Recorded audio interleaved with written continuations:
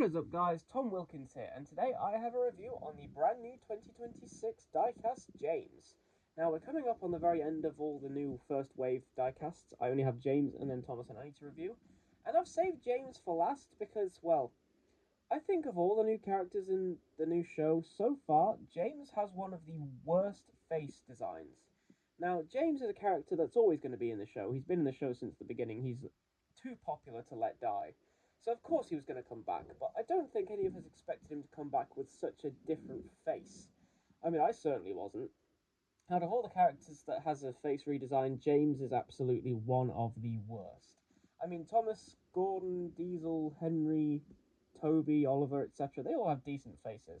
And then there's a couple oddballs, and James is definitely an oddball. I do not like his face at all.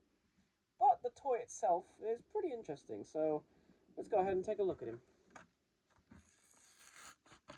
I don't even think I need to say it at this point, but I did get James off of Tootley Thomas. He is available in Smiths now as well, and possibly the Entertainer. I wouldn't know, I haven't checked. I don't have an Entertainer near me to go check locally, so I will usually only get it from online, which they are starting to show the Wave 2 diecasts, and not the Wave 1 diecast, interestingly. But anyway, here is James out of the box, and let's take a look. And here we have James out of the box, and first impressions, yeah, that's James. He looks pretty decent, I must say, except for the face. I'm sorry, I do not look at this and think, oh yeah, that's James. It's not a bad face design, but this is not James's face. James should not look this happy. And for some reason, they've changed the shape of his nose. It's consistently, throughout the entire series, been a big, round nose. And for some reason now, it's a triangle nose. And that, of all things, makes this look nothing like James has done before.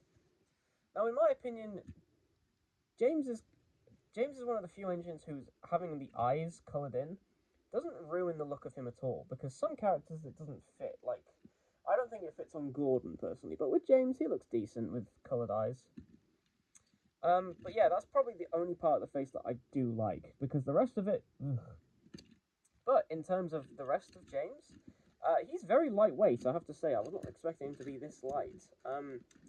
He's the only character so far that has a single swiveling bogey, as opposed to the four-wheel bogies that Gordon and Henry have.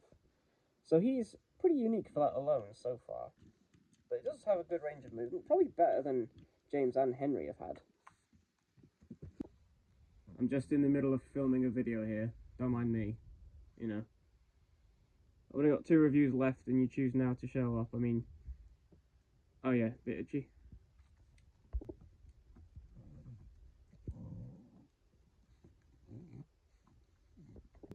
Sorry for the interruption, my dog just decided to walk in. So anyway, James, yeah, the rest of his body looks pretty good. He still has a really big overhang on this front though. And I know that that is a James feature, but I'm not a big fan of it. I still think it makes him look a bit too long compared to his wheelbase. The most recent James we had was the 2025 80th anniversary James, and compare that to this one, they look pretty similar, but the funnel is notably quite a bit shorter than it has been before. I think the 2025 one was overall just bigger. That one looked like a dead-on sample of a CGI model. Whereas this looks like a recreation of a model series, more to me. He does have a lamp, which is very nice to see. Same lamp mold, excuse me, as Thomas, Oliver, Gordon, etc. Nice to see that they're giving them to the ones that did have lamps in CGI, because I know Henry did have a lamp, but they didn't give him one on his toy. So it's nice to see that they did give James one. Now James has a pretty decent tender. It's also got the same thing as Henry, where the articulation is a lot better than it was with Gordon. This is probably the best of all of them, where it can really swivel. And I have to say, it's pretty cool seeing James with a long tender finally, because again, his 2025 model had a short tender because it was just reusing the All Engines Go one. So it's nice to see a long tender. It's one of the only tenders I don't mind having only 4 wheels rather than 6. Although still, they have no excuse not to give him all 6 wheels. I just think for James, it doesn't look as bad as it does for Gordon and Henry. Now the back is the same, where the magnet is just sticking through the rear, but because they've actually represented a buffer beam on this tender, I think it looks okay. So I don't mind that. No cab detailing again, but at least they do have the plastic kind of going molded inwards, so there is an implication of space and depth in there, so I am happy about that. Separately fitted dome looks interesting. That's something they did on the last one again.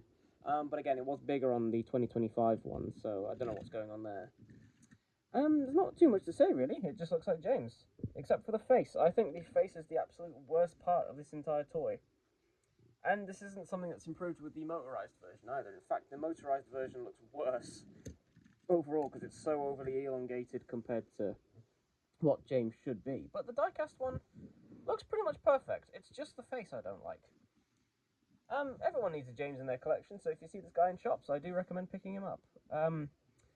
So far he's only in the first wave, I believe, but that's kind of par for the course for most of these engines, so if you do see him, I recommend picking him up when you can. I don't know when he'll be re-released. So anyway, bit of a short one this time, guys, but I'll see you guys in the next one for the final review with Thomas and Annie, and then that will be the entirety of Wave 1 complete. So thank you very much for watching, and I'll see you in the next one.